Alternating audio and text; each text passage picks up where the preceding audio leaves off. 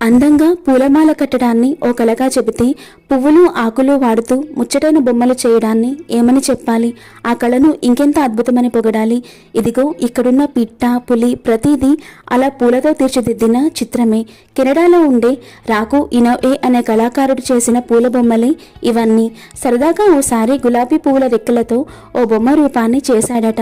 అది ఎంతగానో నచ్చి ఆ తర్వాత పువ్వులతో పాటు రకరకాల ఆకులు కొమ్మలు ఇతర మొక్కల భాగాలు వాడుతూ చిన్న చిన్న కీటకాలు సీతాకోక చిలుకల లాంటి బొమ్మల్ని తయారు చేశాడు. వాటిని సోషల్ మీడియాలో పెడితే ఎంత అద్భుతం అంటూ అభిమానులు ప్రశంసల వర్షం కురిపించారు. దాంతో తన ప్రతిభను మరింత మెరుగుపరుచుకుని అద్భుతమైన పూల శిల్పాలని రూపొందిస్తున్నాడు.